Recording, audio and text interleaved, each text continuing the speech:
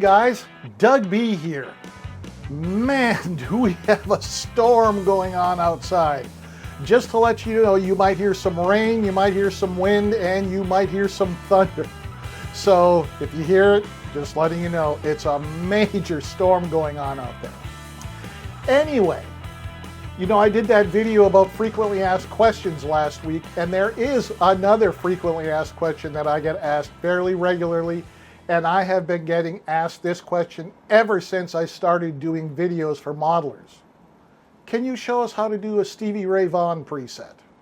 Most recently, I was asked this question by Who She Shu, and I hope I translated that correctly. Nice video. Can you share how to build Texas Flood Stevie Ray Vaughan tone? It's very difficult for me to do it. Well, I was able to pull together a preset for the Fractal modelers a few years ago. Let's see what I can come up with for the Tone Master Pro. I started looking around online to see what info I could find. Well, just do a search on Stevie Texas Flood, and pretty soon you'll find out how it went. They recorded the Texas Flood album in 1982 at Jackson Browne's rehearsal studio, and the main amp used by Stevie was Jackson Browne's Dumbleland 300 SL amp. Stevie apparently loved the Dumble amp so much that he ordered one for himself, which was delivered in 1984. Unfortunately, the Tone Master Pro doesn't have a Dumble amp model, but Stevie didn't have one either when they were out touring the Texas Flood album material. According to a Fender forum thread in a guitar-related YouTube video, Stevie Ray Vaughan used a combination of a 1964 Fender Vibroverb and a 1967 Super Reverb for his amps, and a TS9 Tube Screamer pedal for the Live at the El Macambo video. Since the Tone Master Pro doesn't have a Vibroverb model, I'm going to put this preset together using the Super Reverb model. The Tone Master Pro also doesn't have a TS9 model, but the Greenbox 10 is very similar, so we'll use that. Now that right there is the rig that Stevie used, more or less. He didn't use many effects, so we don't have to add a delay or reverb. However, dialing in this rig will make a big difference. I decided to consult ChatGPT to see if it had any insight into the settings that Stevie Ray Vaughan used. Here's the edited response. If you're chasing Stevie Ray Vaughan's iconic Texas Flood tone, here's how to get in the ballpark, with gear, settings, and technique that matter more than perfection. Number 1, guitar setup and strings. Use a Fender Strat, low output vintage style pickups, and high gauge strings, often as thick as 13 to 58. Number 2, amp choice. Core tone came from cranked Fender style amps, especially Fender Vibroverb, Super Reverb, and the boutique Dumble steel string Singer head, often paired with a 4x12 Electro Voice cab. Number 3, Tube Screamer. Stevie's main overdrive was an Ibanez Tube Screamer, either a TS-808, a TS-9, or a TS-10. He used it mostly as a mid-boost/volume boost, not heavy gain. Number 4, EQ and reverb settings. Gain, 30, volume, 100, bass, noon, mids, noon, treble at 9 o'clock, presence at 10 o'clock, spring reverb 25 to 45%. Or general amp EQ to start, gain at 5, bass at 5, mids at 6 to 7, treble at 7, reverb at 2. Number 5, playing style and technique. Stevie Ray Vaughan's tone lived in his playing, hard pick attack, confident vibrato, and precise bends. The gear served the player, not the other way around. Number 6, optional studio touch. In the studio, Stevie Ray Vaughan sometimes added subtle chorus via a Roland SDD 320 Dimension D to thicken solos. Not used live, but effective in recordings like Pride and Joy or Texas Flood. There's the quick settings summary, and there's your final thoughts. You're chasing an emotional tone, not merely technical specs. Use Stevie Ray Vaughan's gear chain as a template. Strat into Tube Screamer, into cranked Fender amp, into light reverb. Then play with passion.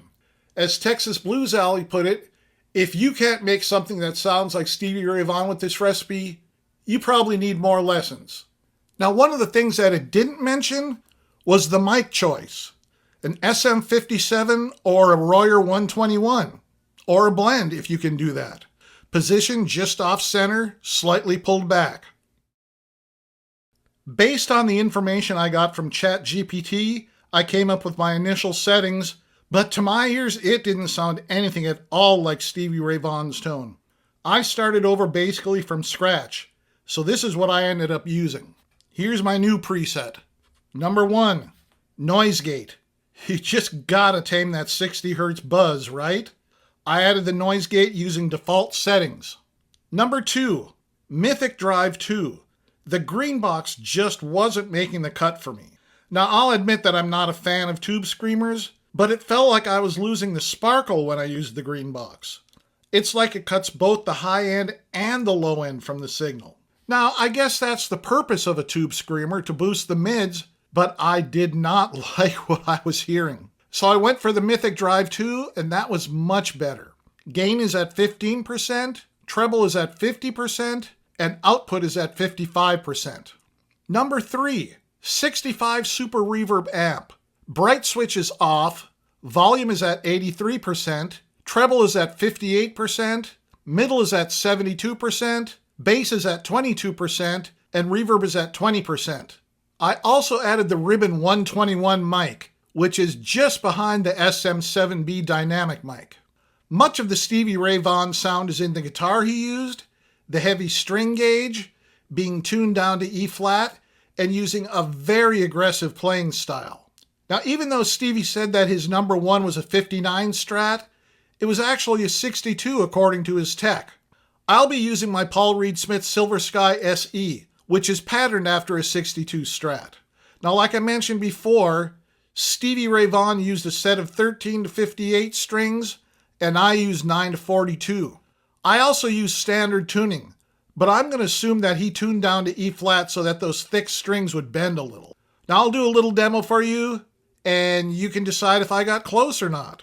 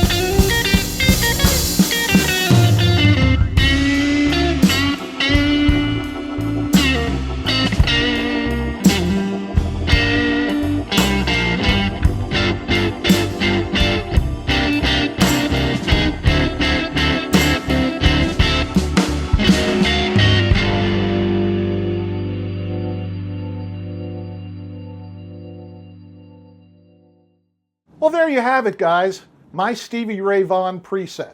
I've uploaded it to the cloud. It's called DB SRV Texas Flood. Give it a try and let me know what you think about it. Now, I think I've told you guys this a lot of times. I am not a lead guitar player by any stretch of the imagination. I play rhythm guitar and I play keyboards, and I flail away uncomfortably at leads. So, the question I want to know is, what's more important? The tone, the attitude, or knowing how to play those parts. I mean, I'm really curious. Do you think that I nailed this tone? And if I just learned the parts better, would it sound closer to Stevie Ray Vaughan? Drop me a line in the comments and let me know. And if you're still here, thank you so much for stopping by and sticking around. I really do appreciate it. If you have any questions, comments, or suggestions, drop me a line right down here, and I will get back to you as soon as I possibly can. We'll have new content for the Tone Master Pro next week. You don't want to miss out on that, so go ahead and hit that subscribe button and ring that notification bell. All right, guys, have a fantastic week. Stay cool, stay dry, and I'll be talking with you again next Wednesday.